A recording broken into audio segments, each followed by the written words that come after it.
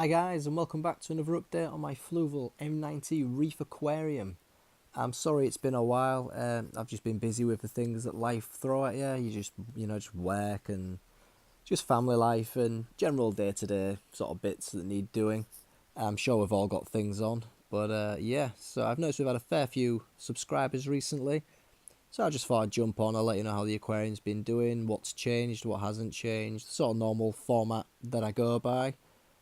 Yeah, I mean, things are still pretty good with me. There's a little bit of bubble algae that's been showing up in the aquarium here, there, and everywhere. You will see it throughout the videos. Nothing to worry about. I am dealing with it. I'm hoping to do sort of a more in-depth video on different types of algae, bubble algae especially, just because it seems to have overtaken the aquarium at the moment. But it's nothing to worry about. You will spot it throughout the video.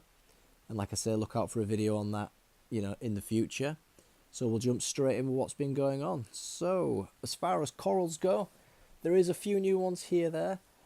So this one here is the Kenya tree, which I've had in here for ages. It's put on a tremendous amount of size. If you look closely, just at the middle there is a little bit of damage just on that stem. Now, if you do see damage on one of your corals like this, the reason being will be another coral. This neighbouring coral here is actively stinging the Kenya tree.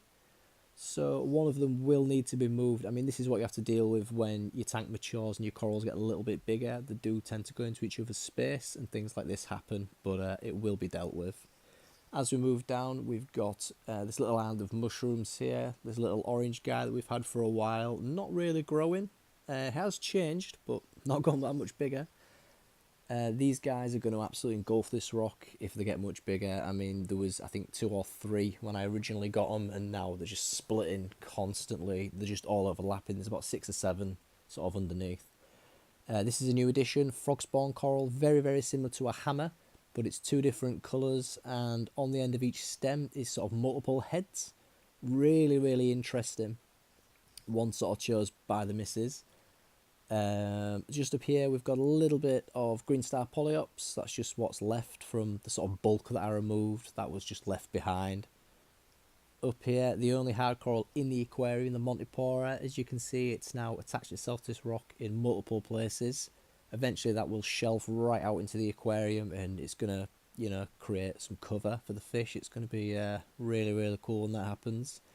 This is another new addition. It's a type of zoa. It's a Sunny D zoa. Really, really bright. They look great when the aquariums are on the blues. And a flower pot coral just sitting down here. This was in the last video, but I completely just didn't even film it. I just missed it out completely. So my apologies for that. But yeah, that's another addition. And this little island that we've created at the back here, we've got the 2 mushrooms on there, which are branching out. The emerald crab used to sort of sit underneath them. And some Pulsine Xenia. Some people hate this stuff, you love it or you hate it. I personally don't mind it. It does spread like wildfire, but if you can keep control of it, it's a really nice coral.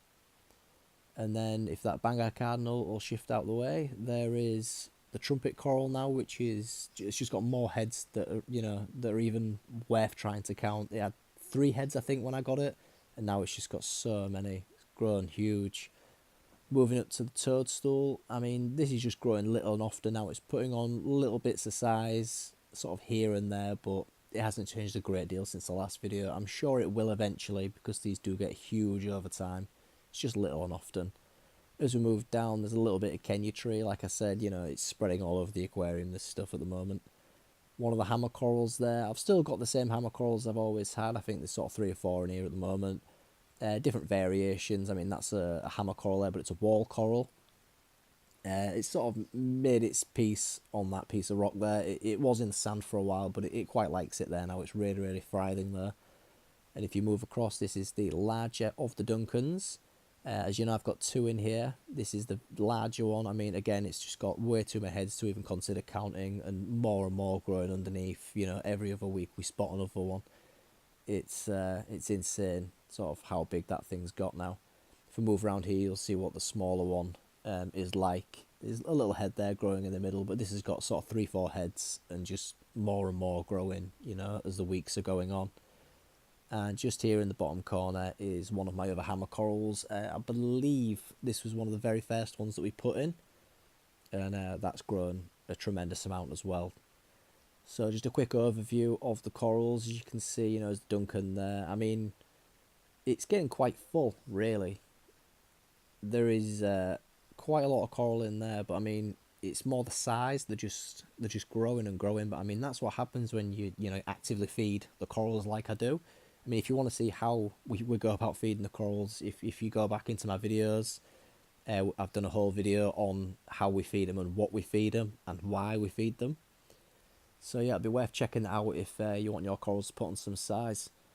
Over to the fish stock, as you'll remember, more or less since day one, we've always had two Banggai cardinals.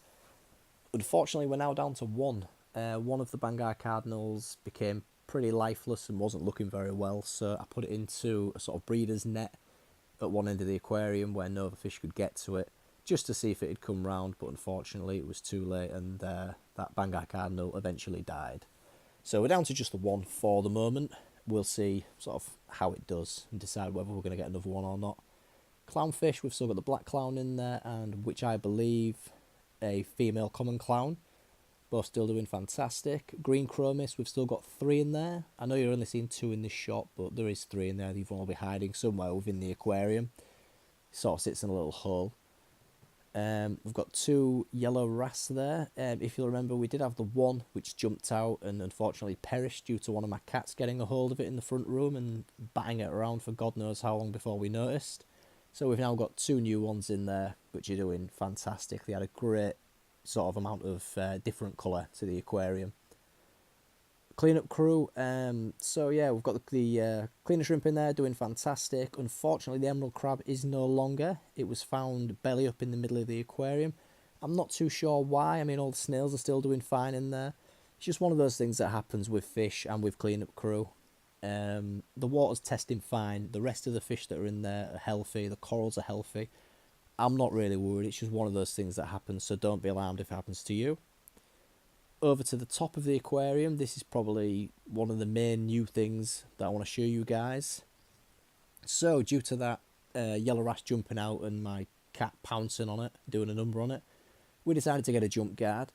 After looking at multiple ones, this is the one we went for. I mean, I'm not advertising for these guys, look at which one will suit you, but this is the one that we went for, was the DD Aquarium jump guard. This is the Pro version, so it comes in black, the Pro.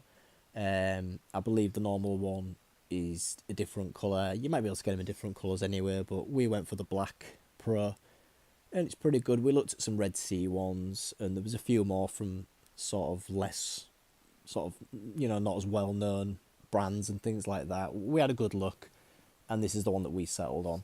So you get your little bag of tools there, you get your mesh, and I will say the mesh is very, very brittle, but you do get enough to do your aquarium a few times over. I mean, my aquarium, I think it was around 90 centimetres by 30, something close to that, and we've got enough for about 3 goes over. So if we do bust the mesh, we've got another 2 backed up, really, so it's not a big issue. So you do get plenty.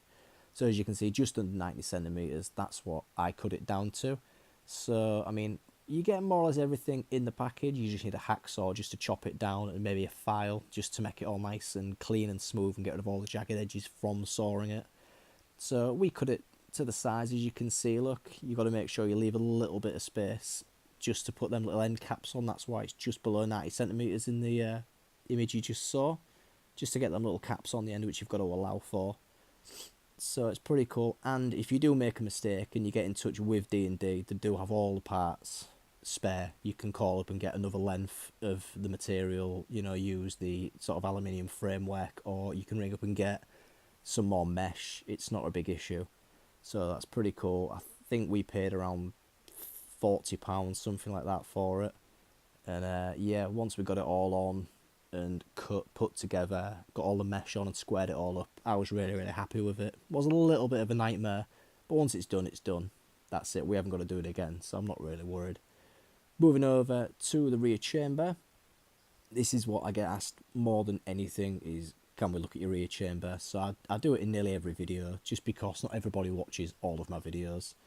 So in that first chamber, we've got all the alpha grog in there, which is just like a live rubble, really, and a little bit of floss on the top, just for initial mechanical filtration, just sort of the first point of contact. I flipped that baffle over. If you don't know, if you haven't watched my early videos, that first baffle has been flipped just to push all that water down through all the filtration.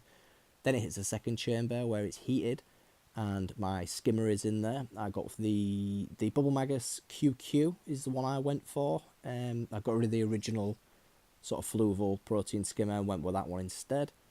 And this is a new addition, is the third chamber. We've got some lighting in there. This came from eBay. It's a full spectrum LED sort of plant growth light. It's not initially for aquariums, it's actually for just general plant growth within your home. So we thought we'd give it a go. So we've sort of slid it down the back there. I've attached it with just a little suction cup and some fishing line, as you can see, to keep it there. And put some Cheeto in there. And we're going to see how it goes. So far so good. I'll keep you up to date with that. Last chamber, return pump in there, and my sort of little shelf with my carbon on. And then obviously the water's returned back into the aquarium. So that's about it for this overview, guys. I hope you're all well. I hope your aquariums are doing just as good as mine is. And hopefully there'll be some more updates coming soon. But so far, that's it from me. I'll speak with you soon, guys. Thank you.